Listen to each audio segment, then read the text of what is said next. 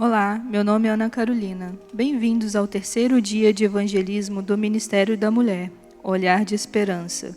O tema de hoje é a cruz e a segunda vinda. Quando falamos de cruz, já nos remetemos ao maior sacrifício da humanidade, a entrega de Jesus. Quando Cristo compreendeu que a hora de sua morte havia chegado, preparou um momento especial para estar com seus discípulos, o encontro que conhecemos como a última ceia.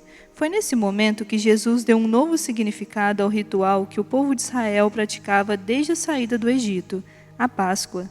A morte de um cordeiro inocente apontava para o compromisso de Deus em favor da humanidade. Deus, santo e perfeito, que morreria para pagar a dívida de um mundo caído em pecado. No início do ministério público de Jesus, João Batista havia declarado a respeito dele: "Eis o Cordeiro de Deus que tira o pecado do mundo." Anos mais tarde, o apóstolo Pedro, testemunha de sua morte e ressurreição, escreveu: "Fostes resgatados da vossa vã maneira de viver, como de um cordeiro imaculado e incontaminado, o qual, na verdade, em outro tempo foi conhecido, ainda antes da fundação do mundo, mas manifestado nesses últimos tempos por amor de vós." Durante séculos, o símbolo havia sido um cordeiro, mas Jesus e sua morte foram um cumprimento do compromisso eterno de Deus. No entanto, a morte de Jesus na cruz não era o único objetivo em si. Também era necessário que o mundo conhecesse verdadeiramente a Deus. Satanás está disposto a distorcer o nosso conceito de Deus. Ele está disposto a conseguir que desconfiemos, duvidemos ou ignoremos Deus, para que assim ele alcance seu objetivo. Portanto, a cruz também deve ser entendida sob esse objetivo principal, que eu e você possamos conhecer verdadeiramente a Deus, para que assim fiquemos blindados das artimanhas de Satanás. Um dos primeiros aspectos que Deus queria que a humanidade conhecesse era o seu amor. Um dos versos mais conhecidos da Bíblia, João 3,16, vem imediatamente à minha mente. Pare para pensar comigo, queridos. Deus amou um mundo que estava condenado. Tudo o que Deus fez, faz e continua fazendo aponta para o resgate da humanidade em estado de condenação. A cruz não se apresenta como uma instância pela qual Deus julga e condena aqueles que não acreditam. Antes, a cruz é o grande oferecimento de Deus para o mundo já condenado por sua incredulidade. O amor divino é mais apreciado quando esse fato é compreendido. Não é um amor como o nosso que simplesmente responde ou se fortalece quando nutrido. Seu amor é incondicional e oferecido sem favoritismos. Houve uma ocasião em que os discípulos estavam discutindo e ficando desgostosos uns com os outros.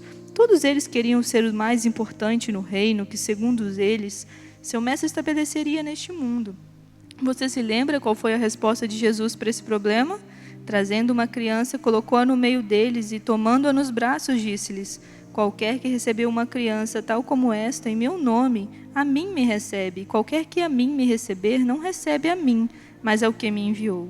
Basicamente, o que Jesus estava lhes dizendo era que discutir quem era o maior não fazia sentido se eles fingiam conhecê-lo e conhecer quem o havia enviado. Somente ao cultivar a humildade entre nós, poderemos entender a condescendência de Deus ao enviar seu Filho para morrer por nós.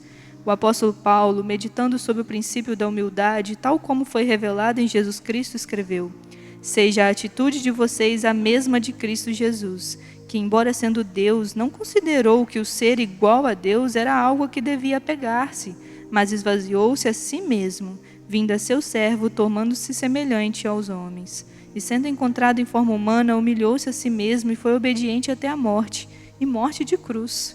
Amor e humildade são conceitos-chave e necessários para conhecer a Deus verdadeiramente. Nessa última ceia com seus discípulos, Jesus deu um exemplo do que significava viver esses princípios. João 13 relata como Jesus lavou os pés de seus discípulos, um por um. Mas quando Pedro não quis que seu pé fosse lavado, Jesus foi enfático a dizer: "Se eu não te lavar, não tens parte comigo." O desejo de Deus era que a humildade que Jesus havia demonstrado com eles devesse ser praticada por todos os que quisessem segui-lo. Ora, se eu, sendo o Senhor e o Mestre, vos laveis os pés, também vós deveis lavar os pés um dos outros. Na mesma ocasião da ceia, Jesus usou o suco de uva e o pão como símbolos de sua vida. Vida esta que estava prestes a ser entregue por todos nós. Estabeleceu o ritual de beber o suco da videira e comer o pão como uma forma de recordar essa entrega, a vida dele pela nossa. Anos depois, lá em 1 Coríntios 11, vemos que a igreja cristã seguia celebrando esse ritual, em memória a Jesus, de seu sacrifício por amor. Eles não conheceram dispostos a esquecer o amor e a humildade de Jesus, dois aspectos fundamentais para conhecer a Deus e entrar em seu reino. Perpetuavam a memória do que aconteceu na cruz. Ao analisar com a igreja em Corinto o que acontecera naquela noite entre Jesus e seus discípulos, o apóstolo Paulo afirmou: porque todas as vezes que comerdes este pão e beberdes o cálice, anunciais a morte do Senhor até que ele venha. Ao comprometer-se com a humanidade, Jesus veio disposto a morrer. O amor e a humildade manifestados na cruz seriam os fatores-chave para conhecer a Deus. No entanto, recordar a cruz inevitavelmente nos leva à grande promessa de seu breve retorno. Hoje, celebramos o rito do suco e do pão.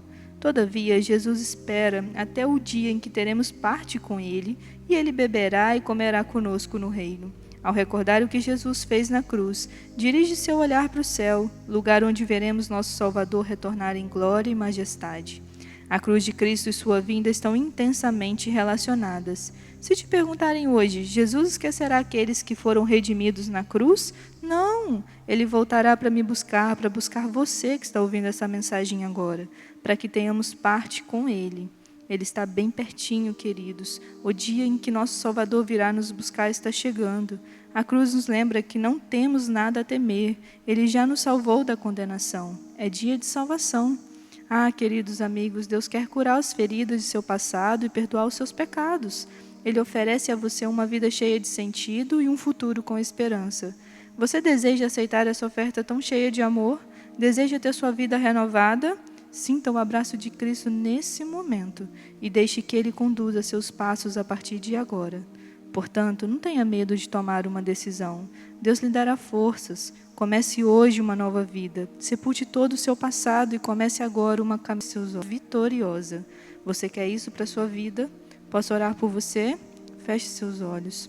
Senhor, abra nossos olhos para percebermos a grandeza de seu maravilhoso sacrifício por nós.